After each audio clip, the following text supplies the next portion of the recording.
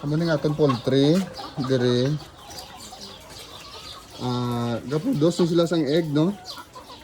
Namo na yung ginasupply sa cafeteria, no? Pag sa store. Ini dire nga part na ini nga kulungan, ang likod sina daw screen lang. Kawayan ni gagmay. So amo na ang ginbukras, kagin kwa ang 4 ka manok, no? 4 ka manok.